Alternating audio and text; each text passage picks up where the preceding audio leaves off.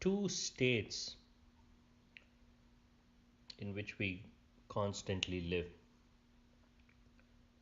One is a state where the self is completely lost in a thought. This is the most common thing that you can see everywhere. Just go outside. If you're in the city, just take a walk and look at people. Just for half an hour to 1 hour, don't interpret, don't look for anything particular. Just look at people. There's something that will strike you if you observe keenly. You will see that none of them are aware of what they are doing. None of them. Somebody is walking, but they are not aware of their walking. Somebody is talking, but they are not aware of their talking. So much of life is happening all around you, and yet that very life that is going through that process is completely oblivious to the fact that it is alive and it is doing all these things. They're all simply lost in a thought. They're all what you call somnambulists, dream walkers, sleepwalkers. They wake up in sleep, walk in sleep, live in sleep, and die in sleep. This is one state of living that we are most familiar with. In this state, everything that you can think about, everything that you want to search, every concept you want to create about the truth simply remains an idea. You can be talking about God, you can be talking about heaven and hell, you can be talking about universal consciousness, you can be talking about energy. All these are simply ideas for the one who is asleep. Because you're asleep in a thought, you cannot contemplate on anything other than using a thought. So, thought and thinking is your complete life. You have no conception of anything else. There is another state, which is the awakened state, pure awakened state. In that state, there is no body, there are no thoughts, there are no people, there are no emotions. There is only the being. In a way, there is only you, without an image, without a form, just pure aliveness. Aliveness that has no boundaries, aliveness that has no restrictions, aliveness that is beyond time, beyond space, beyond all the ideas and conceptions. Only in this state you are what you are. That is your purest state. That is the ultimate state. When you go deep into meditation and you're in this state of samadhi, you have transcended this whole landscape of reality. You have entered a totally different reality. Rather, you simply moved away from all the distracting thoughts. You were already there. You were already that. Even at this very moment, if you observe all the people who are walking around, they are walking in that aliveness. They're talking in that aliveness. They are contemplating in that aliveness. But that aliveness and that truth is hidden because they're lost in a thought. These two states are absolute opposites. In one state, you are completely alive, aware, and you are that truth. In another state, you are simply a small creature that is attached itself to a thought. What happens after enlightenment, after awakening? An individual moves between these two states, which means an enlightened person could be walking on the street, he could be part of the crowd, and you're standing and watching everybody, and he's also a part of the group. You will not even recognize him because He's just walking. He's also lost in a thought. For example, he's walking with full awareness, and for a moment he thinks about something. He looks at a bird and he says, "Wow, what a beautiful word! What a beautiful bird!" And in that moment, he's lost in that thought.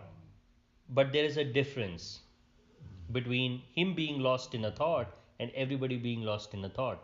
When you are reminded, a normal person going about his life who is not enlightened, when you get hold of him and you tell him, "What are you doing lost in a thought?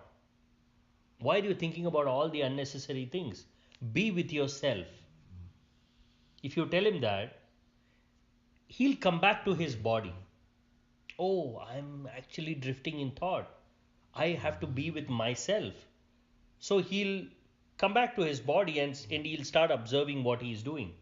But if you tell an awakened person that, "Why are you lost in a thought? Come back to yourself," he does not come back.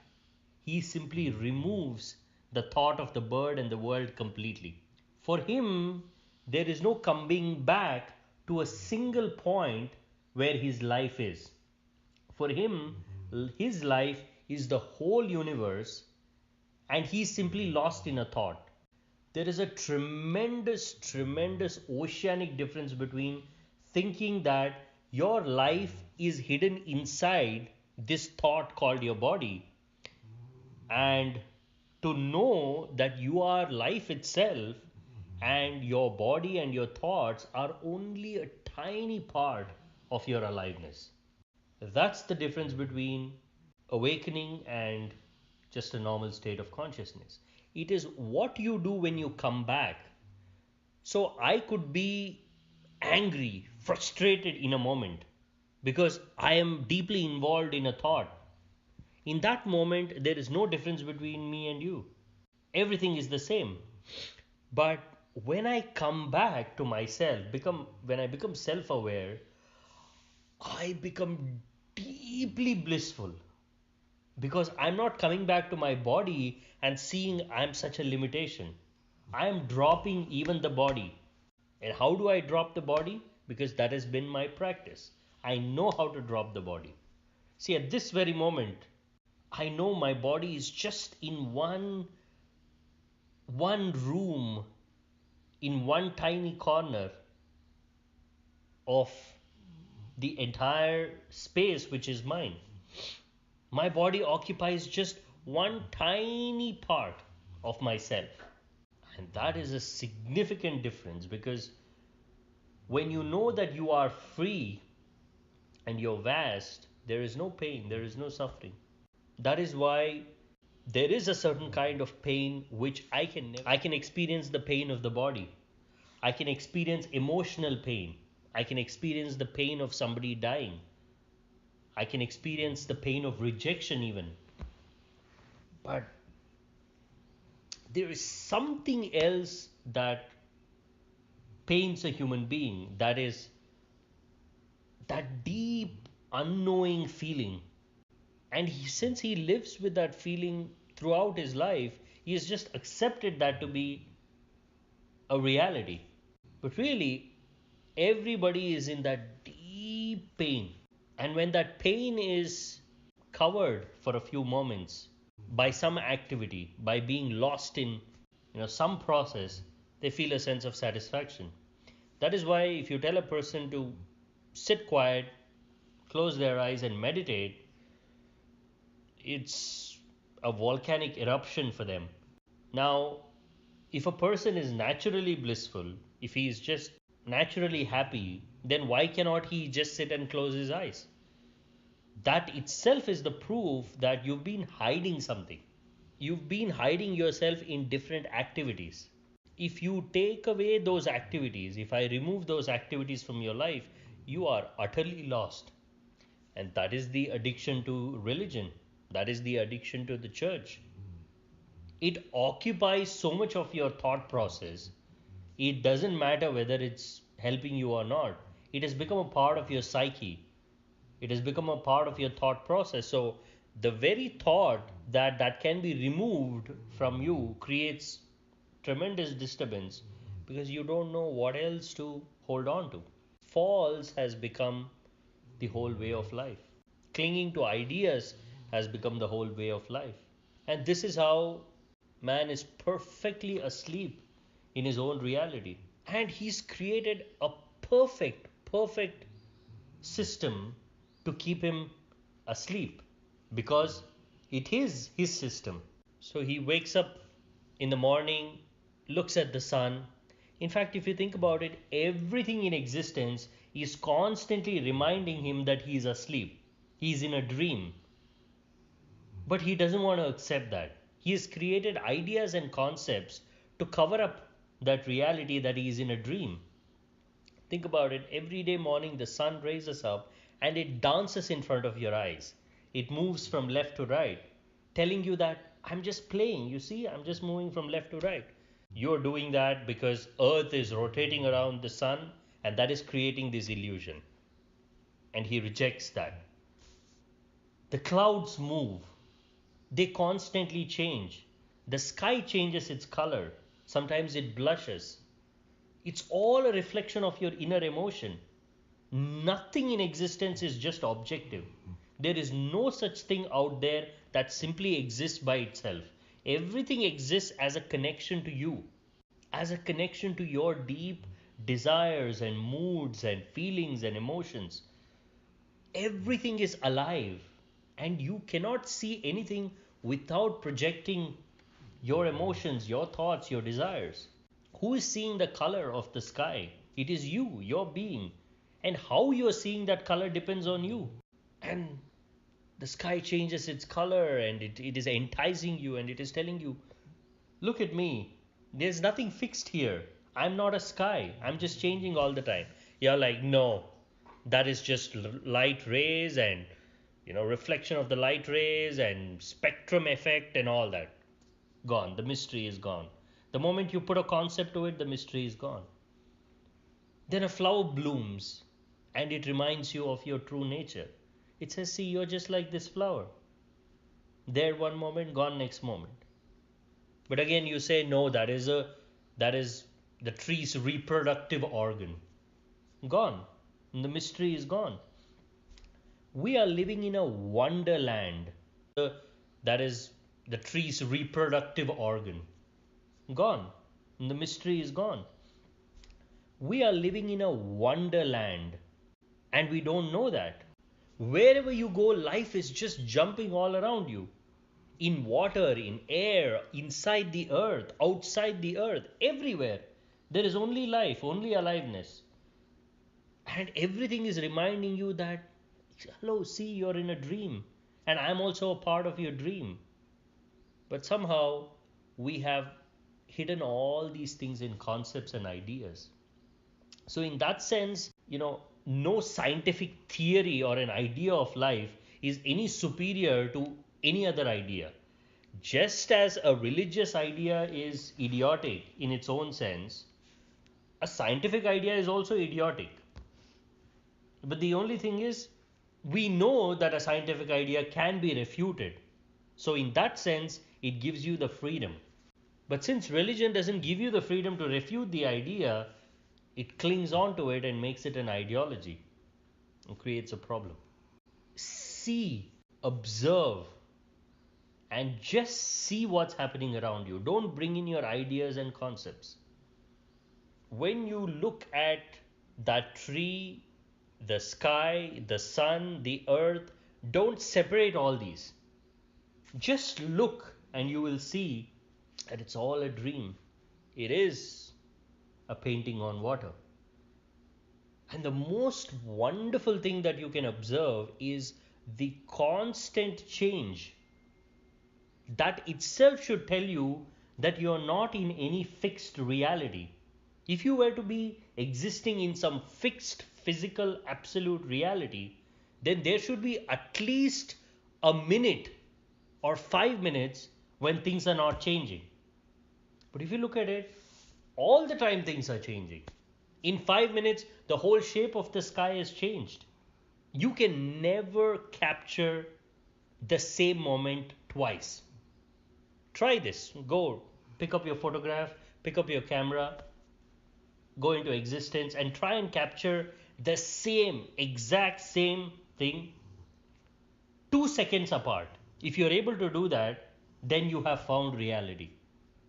You take a photograph, give it a 2 second gap, and take another photograph, and you will see these two photographs are completely different.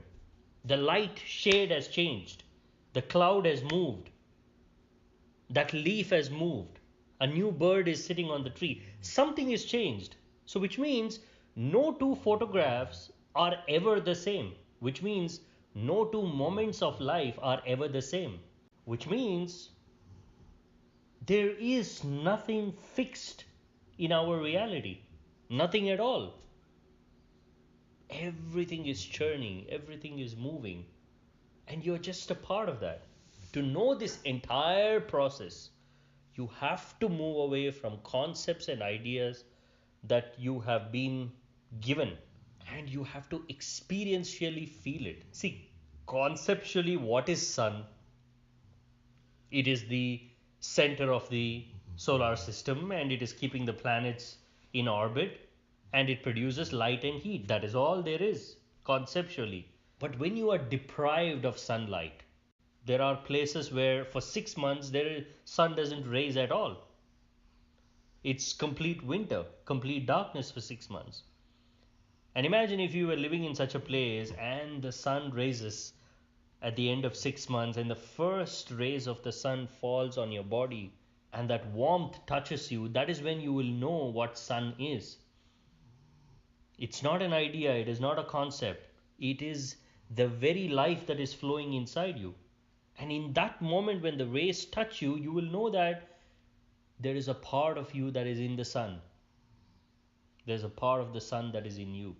That connectivity cannot be expressed in concepts. Similarly, water.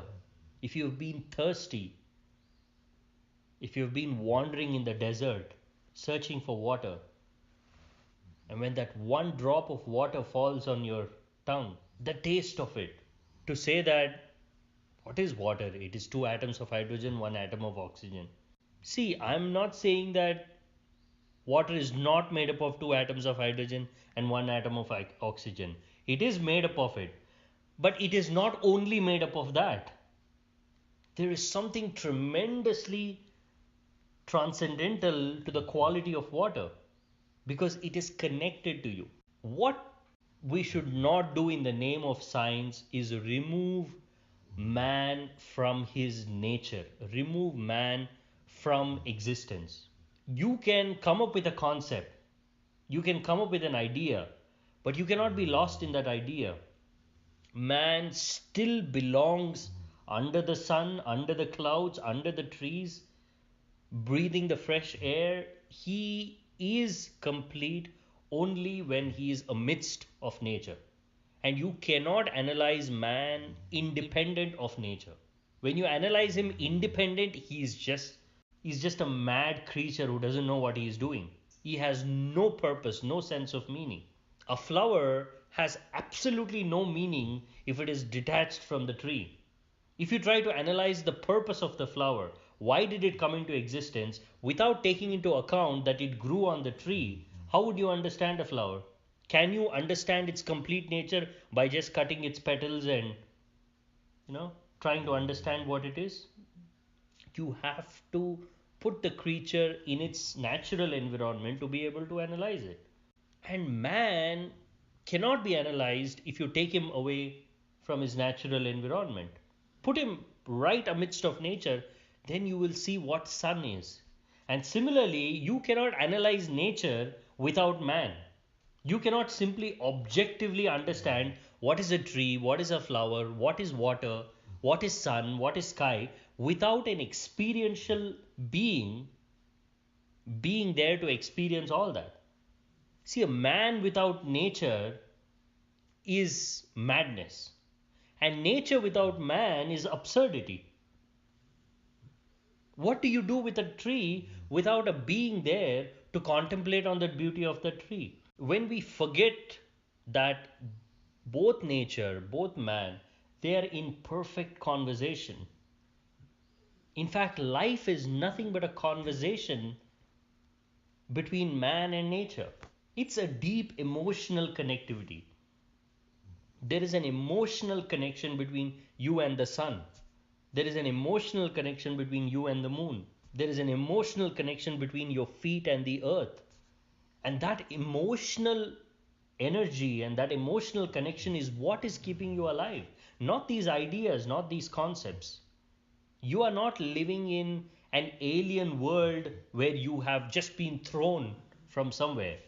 Every light, every shadow, every texture belongs to you. It is your dream, it is your texture, it is your life. And the moment you forget that and just look at your body as being something there, then there is tremendous pain. See, I'll be deeply in pain if I have to live thinking that I am not that tree, I'm not that bird, I'm not the sky.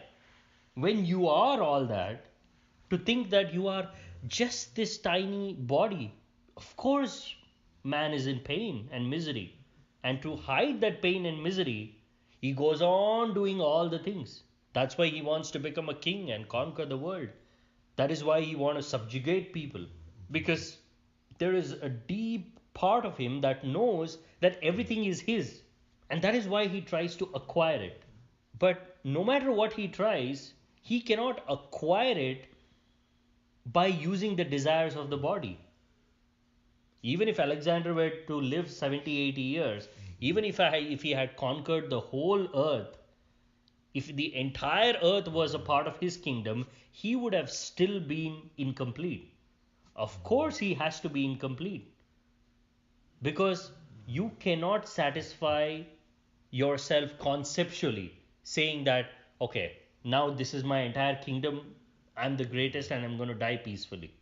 Still, a single bird flying in the sky will humiliate you. You can be the greatest of kings, but to see the joy of that bird in the sky, it'll pain you because you've not become that bird.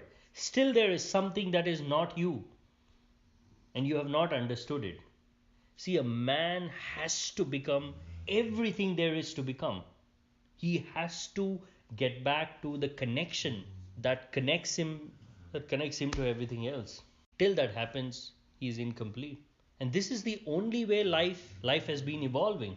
A pristine, pure aliveness attaches itself to the body, and the body forgets all that, but still there is this deep desire to become all that. And then the body goes on the journey.